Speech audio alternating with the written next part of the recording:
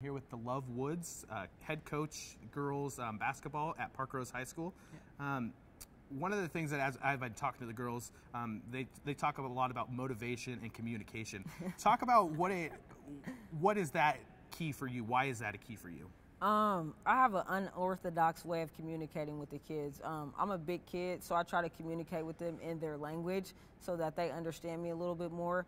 And it helps me to motivate them a little bit better because they're able to relate to me like, okay, I get what coach is saying. So I kind of use a little bit of humor, sarcasm with them. So it's not just mundane motivation and the same stuff all the time.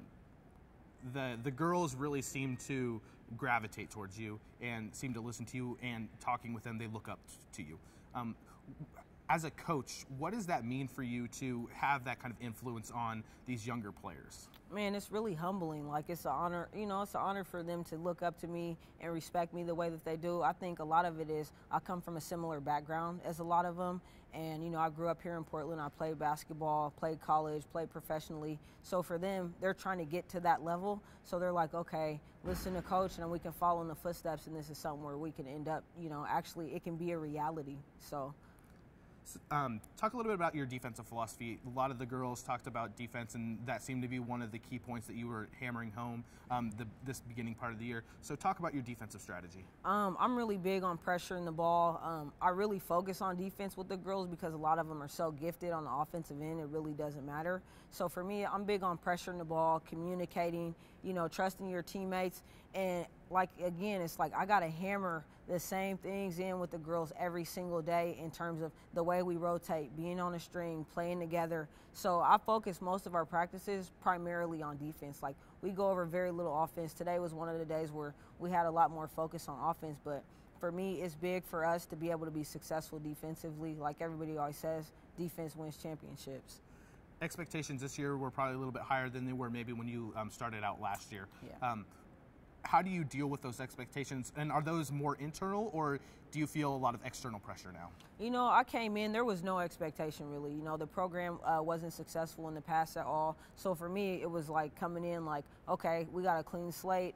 However I want to come in, I can come in. I came in the first day, I told the girls we can win a state championship here. And they believed it. We made it to state last year, played Springfield, lost to them. But they saw it now. It's actual reality. We can make it that far. We had the best record in school history. So for them, it was like, okay, this is real. We can do this. So this year, that's our goal. Get to state.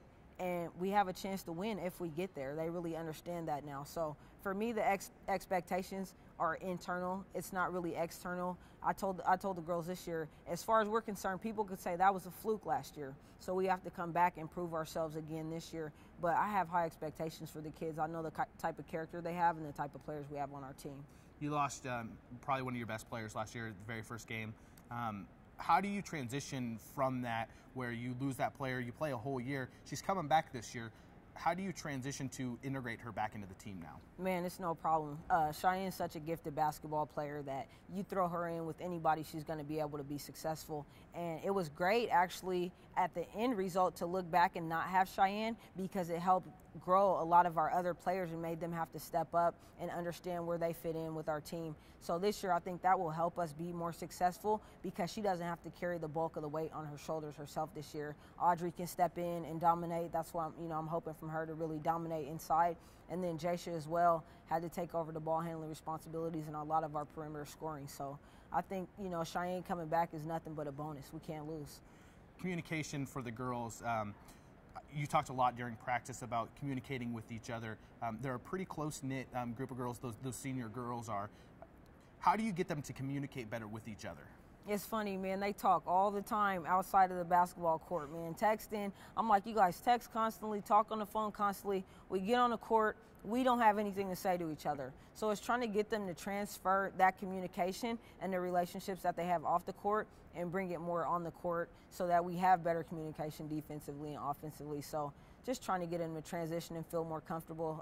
Some of them are a little bit intimidated. We do a lot of talking from the sidelines, but, like Coach said, we're not always going to be able to be that voice. And so we're looking for them to step up more, communicate more as a group. Long term, where do you see the growth of this Parkrose past this year, what is your goals for the long-term success of Parkrose High School? Really just building a solid program where we're getting girls turning out every year, you know, getting like 30 kids or so, and just trying to fill every program at every level, and just, you know, player development. We're really big on that. Our first hour of practice, we spend just on fundamentals and player development, and then second half of practice, we get into our team stuff. So we just want to grow everybody individually and, you know, see where we can go from there. During practice, one of the players, you had a funny comment. They were talking about you stopped in the middle of practice, someone had done something, or actually had failed to do something, and he's like, you always know what I'm going to say, you always like to mock me. You seem like you have a really good sense of humor, and these girls really relate to that. How do you use that to your advantage? I mean, like you said, we got a funny group of kids. Cheyenne, every day, she always walks in and she imitates me every single day. Like, she has my mannerisms and everything down, my tone of voice, my speech. She's great at imitating me. And so a lot of times they know what I'm thinking, but it's just up to them to actually process that thought. So when I stop them in place like today, Cheyenne knows what I'm thinking, what I'm gonna say. So I just wanna see her imitate me, because it's funny because they always think I get on them. I'm pretty tough on them. So I like to use humor whenever I can lighten the mood, so they're not like, man, coach is always honest. So I give them an opportunity to get on themselves sometimes. So for Cheyenne, that was, here you go, take a second, and I'm gonna let you get on yourself. I'm not even gonna say anything. So, I mean, she took light to that. They know how I am. Yeah. The girls, and, you know, talking to them, they seem to like to have a lot of fun. They were talking about doing some beatboxing on the bus, and talking about some people like to cook and stuff like that. Yeah. What is your relationship off the court with these girls? How does that help the on-court cohesion? And we have a great relationship off the court. They're like my little sisters, you know. So, I talk to them about whatever they need to talk to, you know, hang out with them. I give them hugs. Every day I make sure, you know, I walk up, shake everybody's hand. How you doing? And so for me, it's just keeping it lively. You know, we got a real family type environment where everybody's comfortable with saying whatever we want to say. Nobody has any hard feelings around here. If you have something you need to get off your chest, it's just really a comfortable, free environment, and we have a lot of respect for each other. So at the end of the day, it works out well for us all. Talk about a couple of the girls and kind of what, maybe some of your leaders, and kind of what your expectations is for them. You know, I really look to Cheyenne and Jaisha to just funnel our team in the right direction.